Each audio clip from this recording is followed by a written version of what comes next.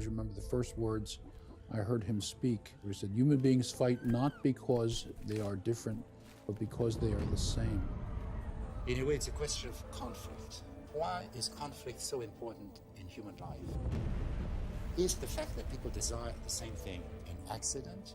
Or is there something in mankind which forces men who are close to each other to desire the same thing? Born in Avignon on Christmas Day 1923, Rene Girard is the author of works that have been published in more than 24 languages. Mensonge romantique and vérité romanesque. Violence, the sacred. The Scapegoat. Things hidden since the foundation of the world. It's of such extraordinary importance that I've compared him to the fathers of the church. He wanted to enlist the anthropologists and the sociologists. He wanted to say, I can explain to you where we're going wrong. There is a tendency in human beings to desire what their neighbors desire. I mean, I realize, my goodness, he's decoded desire. He's decoded human relations. You know, there's one thread you can follow to try to make sense of our world. It connected with everything, beginning with the passage from animal to man. Rene's ideas are like a bomb, but it's a bomb that doesn't explode outward, it explodes inward in us. If you can do an anatomy of the madness of reciprocal violence, then perhaps you can wake people up to the fact that they are trapped within these infernal cycles. This has been hidden since the foundation of the world. But once it's announced to you, you cannot not see it. It's everywhere.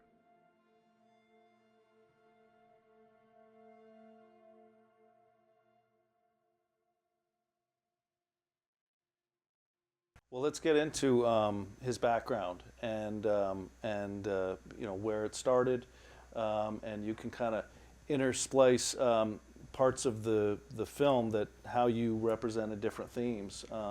It runs mostly chronologically, the film, and again, really well done.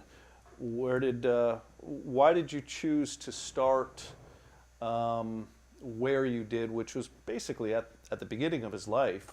And the war environment that he grew up in. Yeah, yeah. So because there's so much material, I think that the craft of the documentary is to basically leave out as much as you can, and you have to have some type of like rules and system building that you start from the beginning, and so. Because you don't, there's like thousands of decisions that you have to make at every frame of the film. So basically, I tried to say, well, I knew that it's important to tell the story of the man and his theory. So not just some didactic lecture on Girard or just his theory. Like it was important to show Girard the man and how his theory was basically he lived out his theory. And also not to be too on the nose about that, to try to find cinematic, subtle ways to express that without saying it. And so I also wanted the audience to go on a journey in time, and it's kind of because Girard's story is like an immigrant story.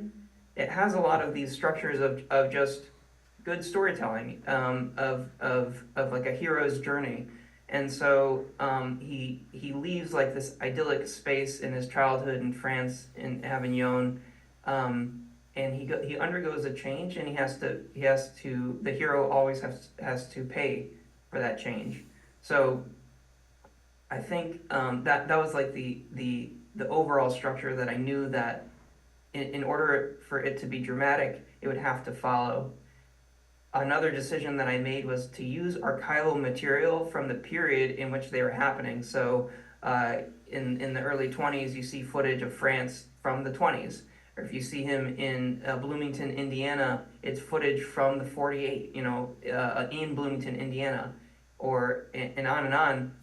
And that way you just get a sense of kind of the textures of the time. When we look back in history, we kind of see things either in black and white and how things were photographed. And luckily, things were photographed beautifully in the 20th century. And so that experience of that aesthetic experience of going through time and these places really instructed how the doc was going to be structured. And it also had to be entertaining. You had to kind of grip the audience from the beginning. You had to raise the stakes. I'm not sure that I actually succeeded in doing that. It was always just very, very difficult to know how to begin, especially given kind of the complexity of his thought. So, and also that he's a kind of an obscure French intellectual, so, and his life was pretty sedate. So there wasn't enough drama in his life that just by presenting it, it would grip the audience. I felt like, I felt like that something had to capture the imagination, and so I begin the film kind of like in a more mysterious tone, and I had the idea to film a goat walking in the desert, and this was reminiscent of the scapegoat ritual in Leviticus, but also like this painting that I was always struck by.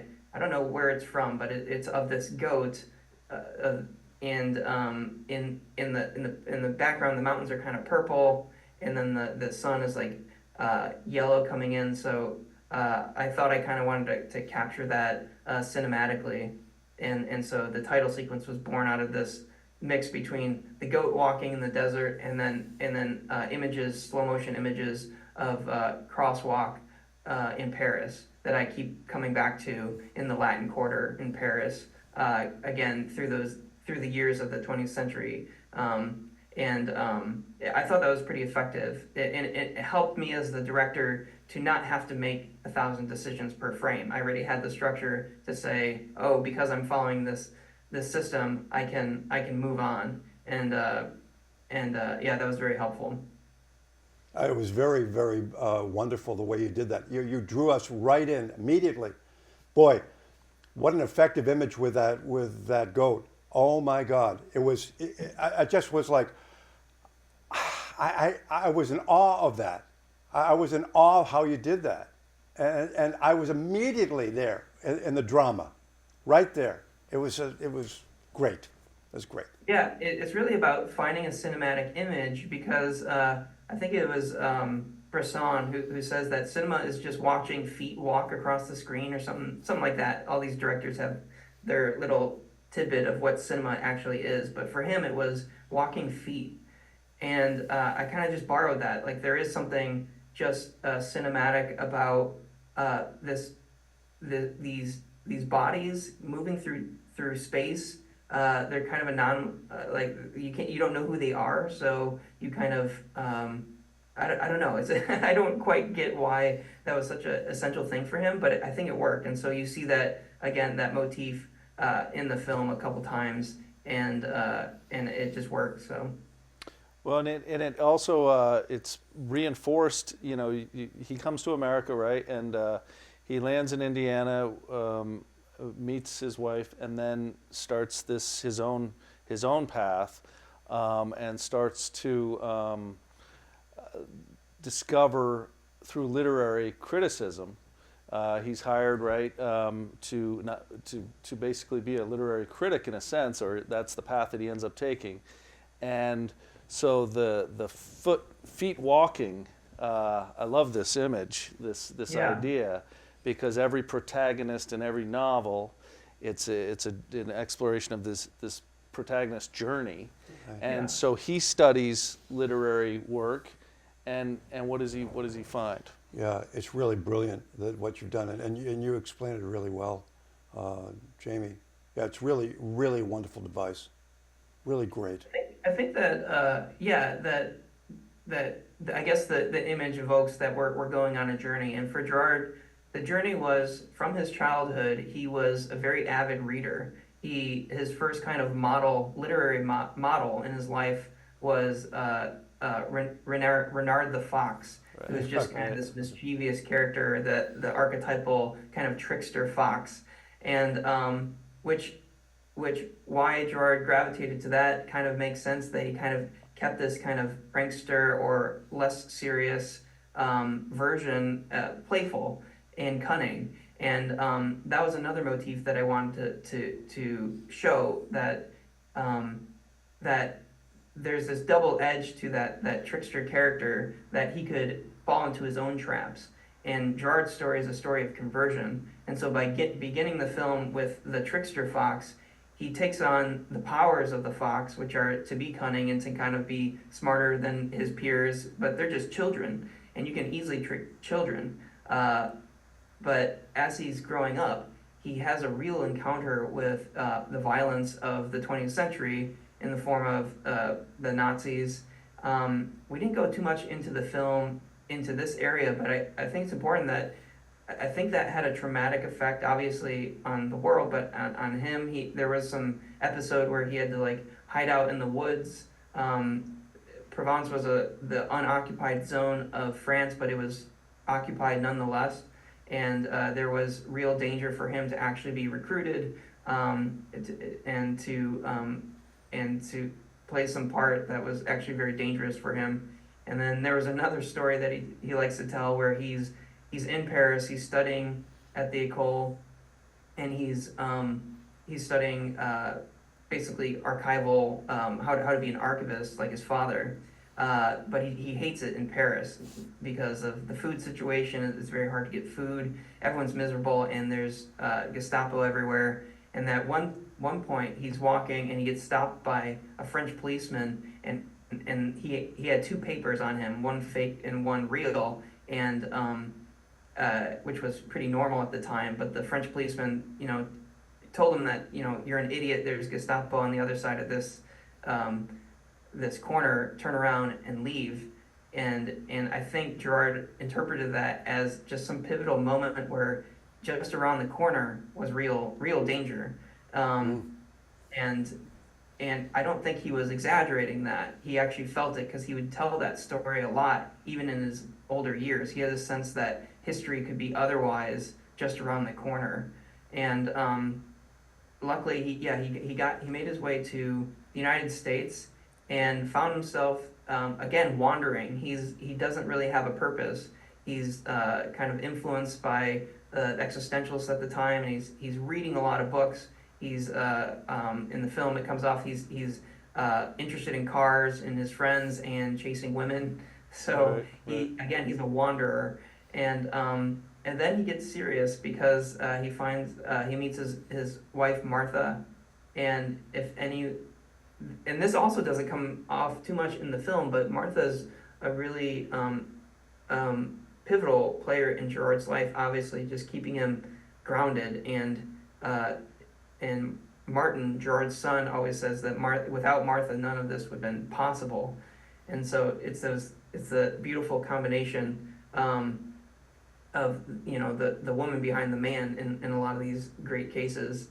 But again, it's Girard as a reader, so he's in this hyperactive reading part of his life, and they ask him to teach French literature, and this isn't his background. He has a degree in archivite, like being an archivist, and in history. He gets his PhD in history, but it's nothing to do with literature. But he has this love for literature.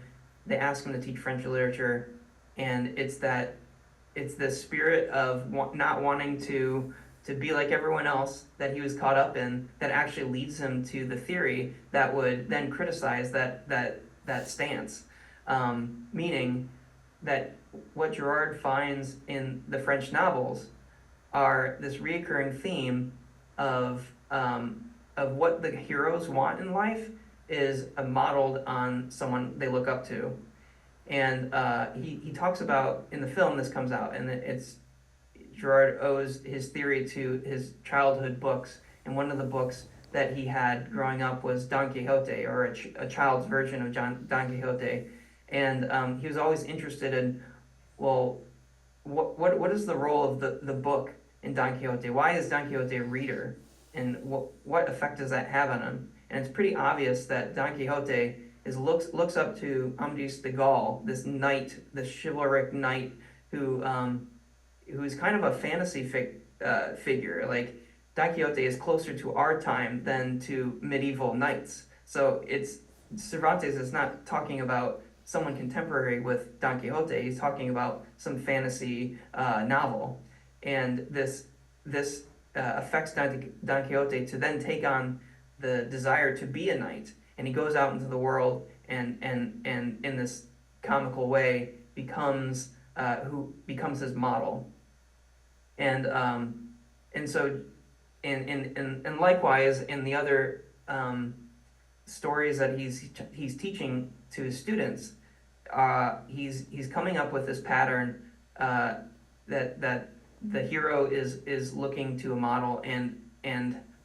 what's really important about this idea is that that there's two ways in which we can follow a model.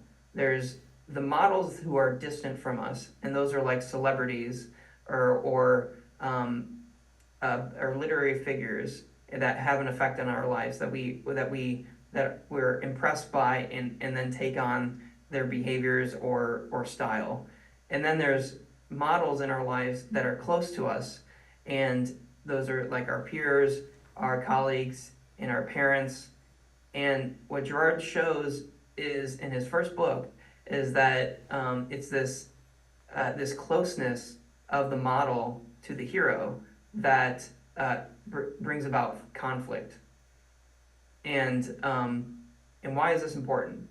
It's because Girard thinks that no one really has shown the structure of this of between imitation and conflict, and that the fact that he finds it in literature and not in philosophy or the other social sciences means that it's an actual discovery, that it's there in plain sight because the novelists are interested in showing, drama. Their task is to show the drama of human relationships, and therefore it's only in literature and in the great literature that you can discover this fact.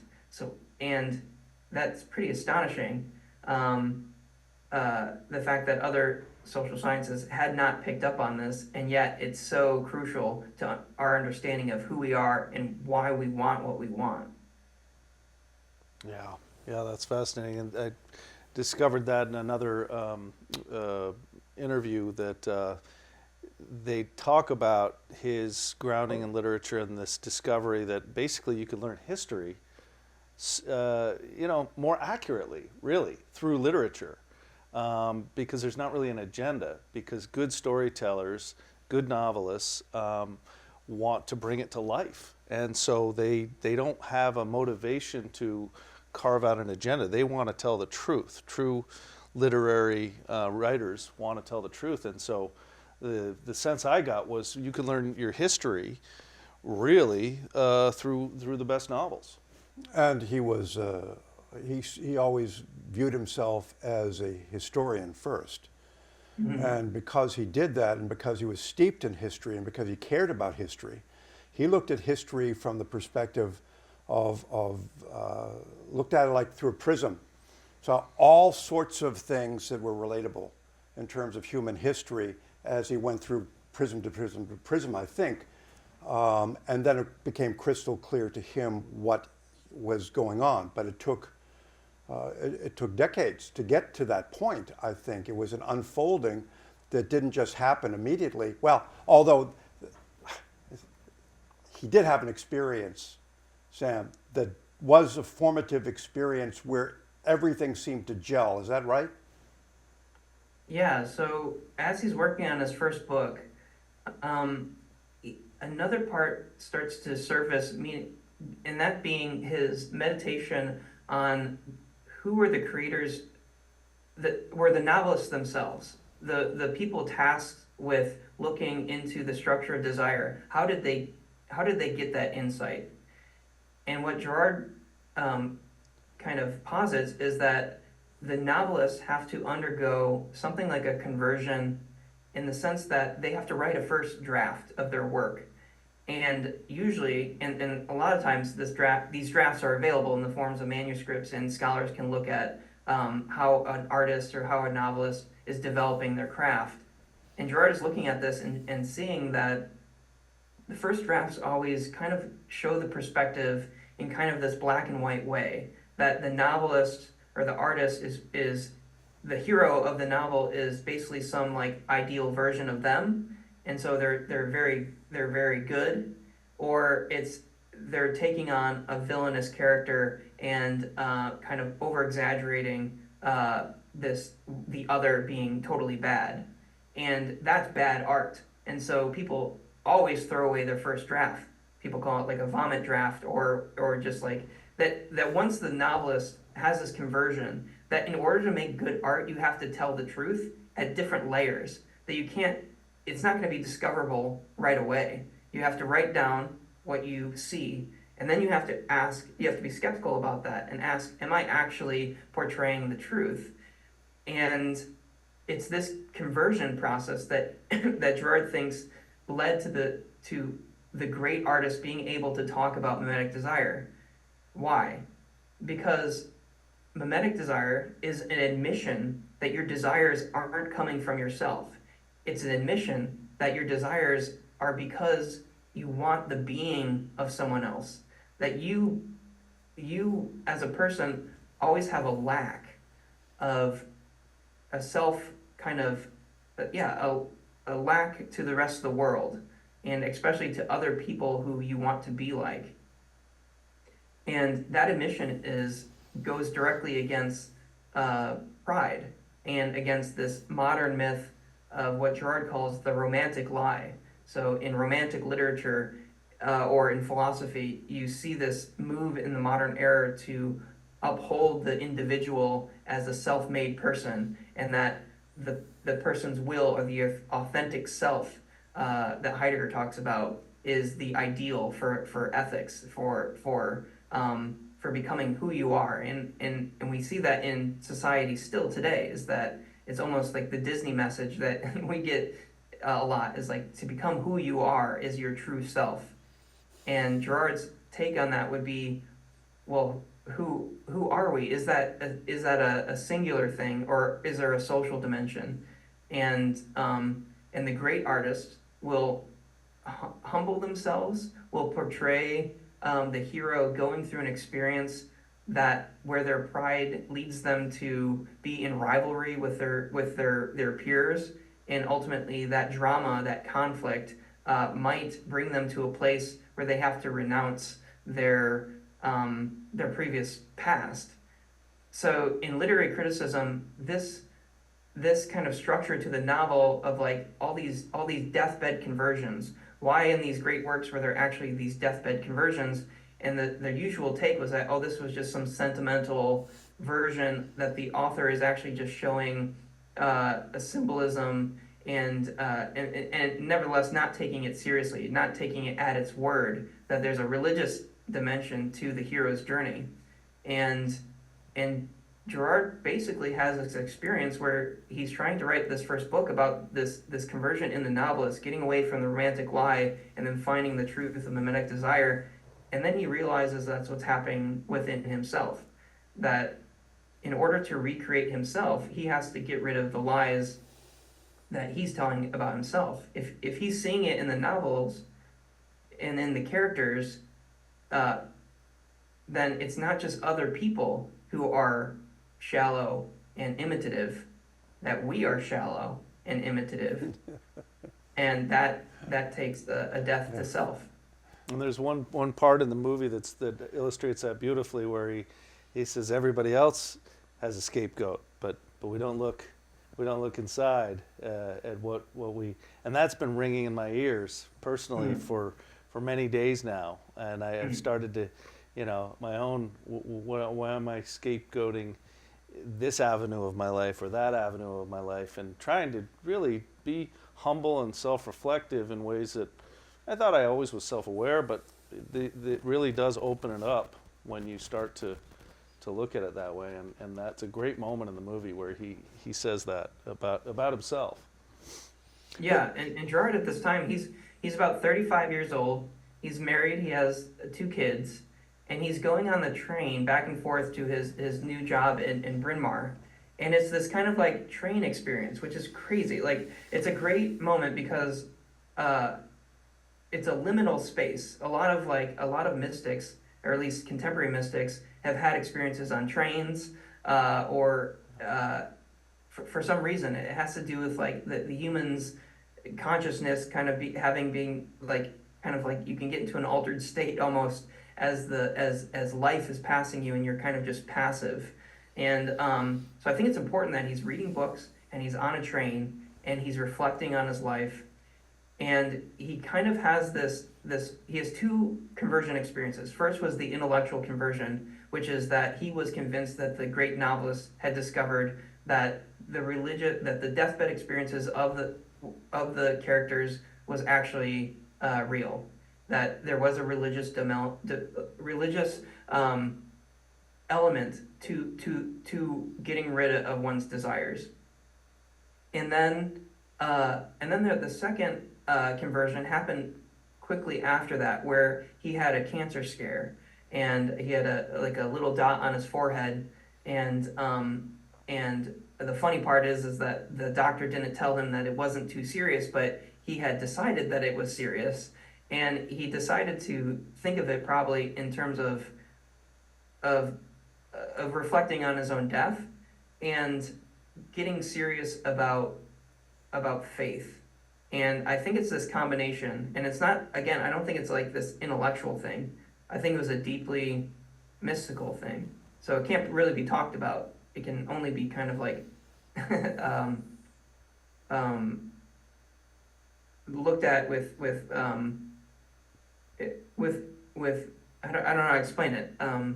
It's the mystical. It needs to be kind of revered in silence, I think.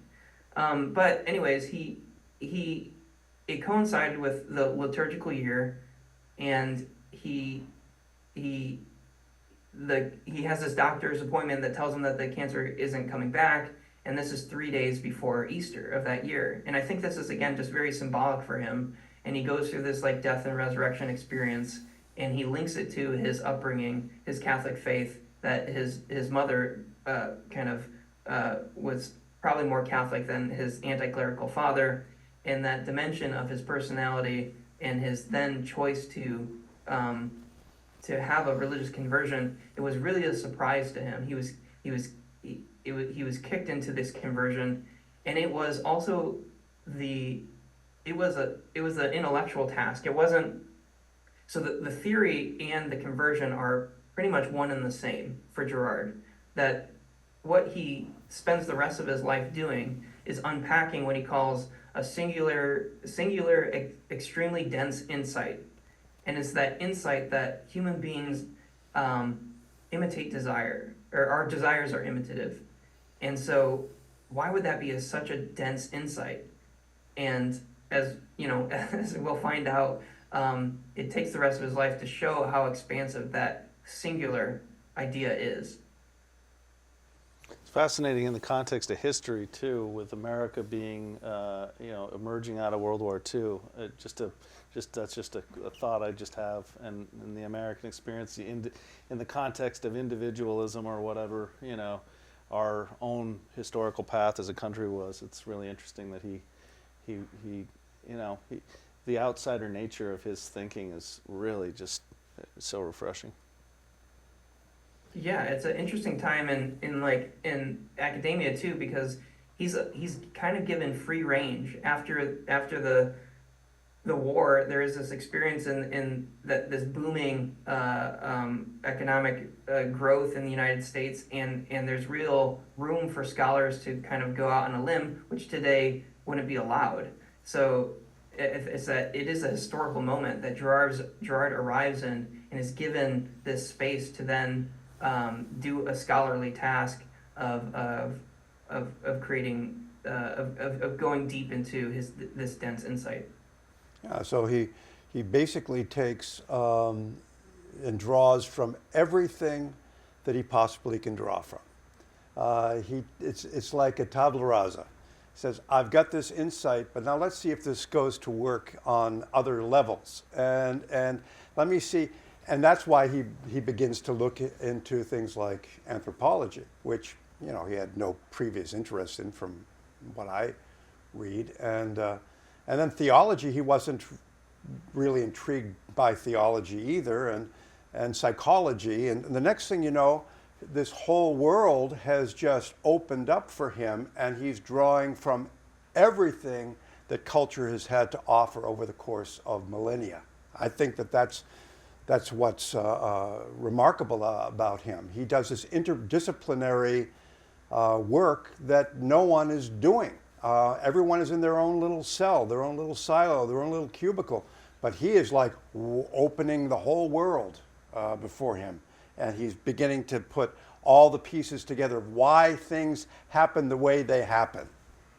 Yeah, and it's a literary insight too, because what he's also saying is he's tracing the novels as kind of a descent into hell, in a way, being that the more mimetic desire the closer your models are to you in society, the greater the opportunity for conflict. And he sees, especially in Dostoevsky, with the possessed or the devils, this culmination to eventually just political terrorism. And Dostoevsky's writing before the 20th century, but is already prescient enough to see the combination of how pride, the modern individualism, how mimetic desire, and it can culminate into a real violence. And so it's also this combination too, that so you have this peace in the United States after the war, but there's this lurking presence of things being able to culminate again, because violence is cyclical. And Girard turns to the Greek tragedies at this time because he's sensing also in them that they are responding to the violence of their own time. And if you look at the Greek tragedies, there's a lot of violence there, but it's always off stage. And it seems that the point of the tragedies is to do that, is to somehow have a story that is about violence itself, but to not show the audience. It kind of captures violence in the drama without spreading it. Yes.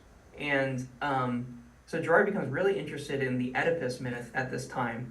And Oedipus is important because Freud uses it to ground psychoanalysis, and it's really important intellectually. There's a big push. It's very trendy to be a psychoanalyst at this time, and Girard kind of balks at this a bit and tries to go deeper. And what he sees in the Oedipus myth is that is something true about. So how do I say this?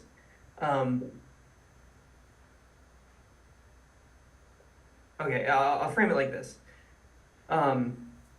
So it takes 11 years for Girard to get to his second book, Violence and the Sacred. 11 years of doing what? He's looking at Greek tragedy, and then he's looking at anthropology. At this time, he had moved to Johns Hopkins and moves away from literature and starts diving deeply into the anthropological literature.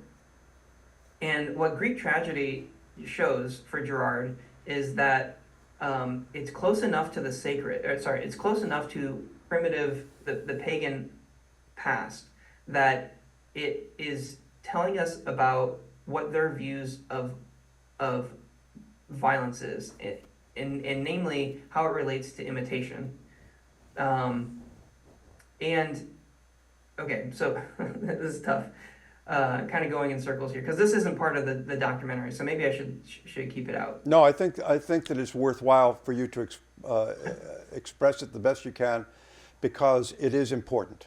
And Okay. I'm interested in an angle that maybe you explore outside the movie too, about the Oedipus myth and the triangulation stuff too. But go ahead. Yeah. Okay, so I think the best way to understand the Oedipus myth is to compare it with Freud's interpretation.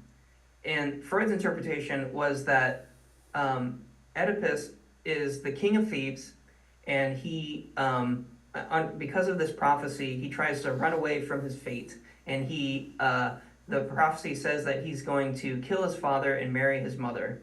And even though the hero tries to avoid this fate, he ends up accomplishing it. And what Freud does is to say that the Oedipus myth is trying to tell us that all our desires are kind of unconscious to us. We have to repress them because of this patricidal and incestuous dynamic to them. That we really want to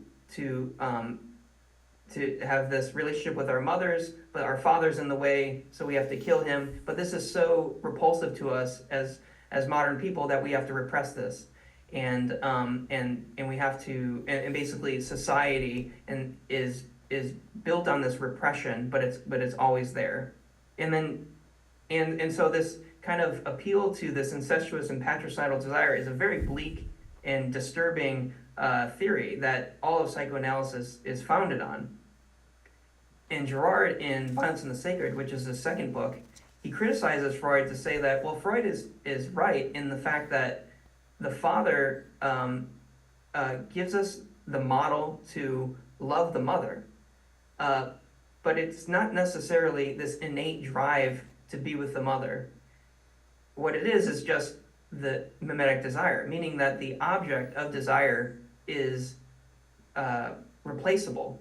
The father gives us if we desire what the father wants, then it could be anything, not just the mother. So I have 2 sons, and whenever I'm on my cell phone, in front of my son, he'll want my cell phone. So he's modeling me as his father. And when I tell him, no, this is mine, I tell him, stop, don't imitate me in wanting the cell phone, then there's a conflict. And this is the perennial conflict of father and sons. It's this idea that we, as children, we're asked to imitate our parents, but at some point we're told not to imitate them. It's a double bind. It's a paradox of desire, and this leads to frustration. So it replaces Freud's theory in the sense that it doesn't make desire innate, especially incestuous and patricidal. It makes the object of desire just based on the model. Does that make sense? Yeah, it does. You're doing a great job. It's because it's difficult to explain, but I do want to share this. Here's what Rene says about Freud. Just really quick. Yeah. What I like about Freud is a certain kind of analysis, a way of writing, and of working with texts. What I don't like is his fundamental prejudice against culture and against the family. Civilization and its discontents. The Oedipus complex. What Freud doesn't see is that social and religious institutions have an essential protective function. They decrease the risk of conflict. And here go about your son. Of course, it sometimes happens that they do so in a violent way, inasmuch as they limit certain forms of freedom. In truth, cultural prohibitions aren't there to prevent people from having fun, but to make vengeance impossible, to separate potential antagonists by forcing them to choose different objects, preventing mimetic rivalries. So, yeah, this goes deeper into the question of what is religion for, and Girard's answer to that also separates from Freud there. But it's true that he is borrowing a lot from Freud, but going deeper into Freud's insights. And so it's really reading Freud that kind of allows him to break open the scapegoat mechanism. So again, he's reading Greek tragedy, he's reading anthropology, he's reading Freud, and that combination of those things, especially Freud's totem and taboo and Moses and monotheism, which kind of bring up Freud's argument that at the beginning of societies, at the beginning of civilization, there must be a murder of the father with these tribes. If the sons of the father are desirous for the mother, then they'll kill the father and form societies. And so that kind of insight Girard takes serious versus kind of other anthropologists at the time just thinking that this is some Freudian, weird, thing. So, but if you read that as that there's real violence at the beginning of society, well, then maybe you can interpret other myths, and you can interpret Greek tragedy. Because if you look at the Bacchae by Euripides, the center of that play is the lynching and the disembodying of Pantheus at the behest of Dionysus and the Maenads. And the main idea there is that there's violence all over mythology, real violence, and often collective violence. Yes. And these insights are very powerful at getting to his core idea of the scapegoat mechanism. Yeah, and that... maybe, Jamie, do you have any questions at this time as we're kind of building it out, kind of thinking in terms of where your audience is at this moment? Like, what do you think would be helpful? Well, one of the things that I've brought up to Steve a number of times in just scratching the surface on this stuff is, in my own experience, I'm not grounded in the classics or in religion or philosophy, but my heart's always been there, and there are certain stories that have been really important to me. And one of which I've mentioned to Steve a bunch of times that is probably the most important story for me that a lot of people know is contemporary fiction short story called The Lottery by Shirley Jackson. It was written right here in Bennington, actually, and it's regarded as a classic, of course, and I read it in high school or college, and I've always carried it with me because it's such a mystery, and it's all about scapegoating. And I just happened to this very morning be listening to a podcast, and one of your interviewers or interviewees, Bishop Barron, is in another podcast talking about that story, which I thought, okay, I am scratching the surface. The idea of scapegoating, especially in today's society, I mean, right up to the current minute with world events, and we don't need to go there right now. It's all over our culture, and that's why I think this is so pertinent right now, is to get a better understanding when you talk about why a lot of us are agnostic or atheists, is this idea that it's a vengeful God, and that God is violent, and maybe if that's not true, the other part of it is, well, why are people who go to church quite often hypocritical? And that moves a lot of us who are agnostic or atheists away from organized religion too. But it's, to me, bastardization, if that maybe that's not the right word, but it's a corruption of the idea of a good God, which Rene brings to the fore through his work, it seems like. And thinking of people rediscovering Girard, not only because of all of his multidisciplinary ability to connect the dots, this idea of no, Christianity is actually about a good God. I mean, I love that about this work and learning about this. It seems to me that that's, at this time in the movie too, you're starting to, his discoveries really seem to be kind of making it okay, when most of our culture is saying no, it's not okay. And it gets into the Nietzsche stuff too, right? Yeah, what I would say to this is that, remember, Girard is pulling out a single extremely dense insight, and he's following this insight of mimetic desire leading to conflict, and so he poses that question to all of human history, to the beginning of human history, and he's asking, well, how does civilization or society even begin if this all dissolves into violence? And so he tells in the film, this kind of comes out in a funny, dramatic way, where one of his colleagues at Buffalo, now he's at Buffalo, New York, so he's jumping from university to university, and one of his colleagues is Cesareo Bandera, who they would be having lunch together every day, but at this point in Girard's career, he's almost secretive about what he's kind of scheming, and but finally he devolves this that he's moving away from literary criticism to anthropology, and also that he thinks he discovers the transition from animal to man. And so Cesareo Bandera says, you shouldn't say these things in loud voice. Right. Which I love that moment in Yeah, the really, film. it's beautiful, beautiful moment. Yeah. Yeah, it's humorous. It shows like that I think Girard is that he's serious about what he's doing. He's into wherever that would lead him, even into this crazy realm of saying something that on the surface is crazy. It's a discovery of the origins of culture. And so the argument goes like this. I'll try to keep it brief. It's that animals have mimetic rivalry. They often fight for a mate, and at certain times of the year. But often these rivalries don't end in the killing of their rival. There's no interspecific murder in the animal kingdom. There are cases of like lions killing their young or other animals. There's like chimpanzees. So when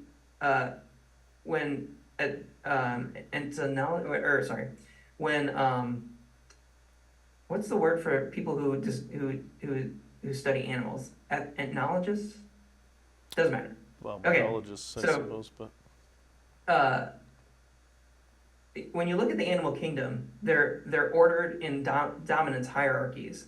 Namely, that there's the alpha male, and any rival who tries to compete with the alpha will either overcome that alpha or replace him or submit. But those types of fights never end in death. So what Girard means by the transition from animal to man is this however long period in which the animal instinct, this breaking mechanism of murder, breaks open. And so murder is then allowed into the animal, especially this hominid group. So at some point, we transition from these animal societies of dominance hierarchies to what we know today. There has to be some type of transition because murder is alive and well in societies today. But Girard sees that as a problem because these conflicts are mimetic. Basically, mimetic in this situation means that there's a symmetry. They're doing exactly what the other animal would be doing. But once the animal is killed, once the first murder happens, would the other animals then retaliate even after the death of that murder? So something like vengeance, something like retributive violence. And this would be a real big problem because that then leads to an existential crisis of the group, that the tribes or the groups can die out.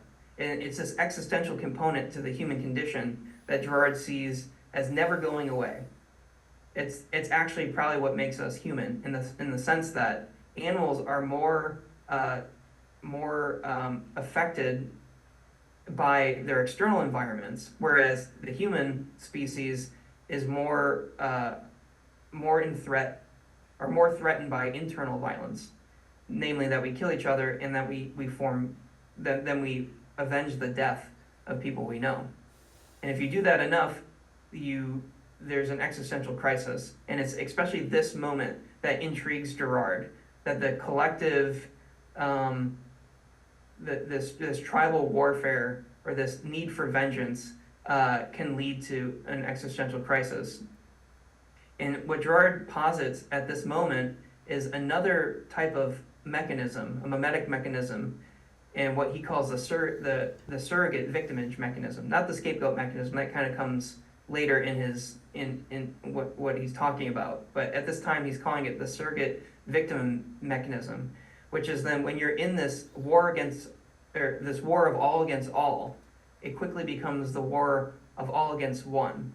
Because if you're in a mimetic crisis, if you're in a violent situation that can't be stopped, you're kind of looking out for yourself. You don't want to be killed. So the best way not to be killed is to group up with someone to move your antagonism against someone else. And so it's mimetic in this way, in that it's contagious. Instead of instead of fighting over, so Girard describes this transition between why the group is fighting. They're fighting over an object or a watering hole or something like that. And then they're all fighting for that thing. But the object becomes less important and kind of, because the violence is so intolerable. If you're in the fight to the death, the only thing you're thinking about is not the watering hole, it's not to be killed. And so there's a contagious effect of then where can we direct the violence? And eventually there's only one person left that this mimetic move from the object to the antagonist will arrive on the random victim. And therefore stop the violence. Does that make sense? Yeah, that's what Jamie was relating to a second ago when he mentioned the lottery. The lottery has to do with someone who picks up a stone that has a sign on it, and everyone has to pick up a stone, but there's a stone that's marked, and that mark is going to say that this is the person who is going to be the victim. In other words, everyone has to focus on that particular one to then relieve the tension that exists with the entire group that is going to have all against all warfare. So you're going to focus on this one person that picked up the rock with a sign on it, and that's the person that has to be killed. And it's an annual tradition in a small New England town, and it's disarming the way that it's written, of course, because you're never told that what the excitement about this lottery is all about until the end, of course. So it's a random victim. Yeah. Exactly. Yeah, because if imitating each other make us more similar to each other until everyone's the same, everyone's undifferentiated, and so you look for small markers, a limp or a crazy hairdo or a disability or something like that. That small marker will always be a differentiating factor in the group, and so it becomes a target of interest. And that's so often like people on the margins or victims who can't retaliate against become easy victims and therefore easy to scapegoat. And in this situation that Girard is positing, it seems that, and he's picturing an early hominid. He's picturing something that doesn't even have language. And he's imagining that this is just the course that mimetic phenomena happens in nature, that given that when the dominance hierarchies fall away, you have to have a way to solve for the mimetic crisis that can lead to extinction. And he thinks that nature solves this by the group finding a target and either killing that target or exiling them from the group. But so this is like it's the first collective murder, and why would that stop the violence? If everyone believes that when the violence stops, peace descends on the crowd, and therefore what they just did is the solution to the violence, and that victim is the savior from the crisis. They don't know how the crisis developed because they're just acting mimetically. And so the cause of the violence is then associated onto the victim as well. The victim is both the cause of the crisis and the reconciliation of the group. And that's what Girard thinks is the origins of religion, or the origins of the deification of an individual. So where do gods come from? Do they actually exist? Do we believe in Zeus and do we believe in Dionysus? Or, as Girard posits, that these are just projections of a violent crowd not understanding their own violence. So it's an atheistic methodology. He's not positing that the gods are real or there's any ontology to this. And therefore it's a very, and that's why the book Violence in the Sacred was such a impactful book, especially in like French intellectual circles, because it was a coherent theory that explained the origins of religion through violence. In a way, it kind of fit within the model of blaming religion for violence. But there's a little wrinkle there, is that instead of saying that religion causes violence, Girard's saying that violence causes religion. It's the need to control our violence that creates religion.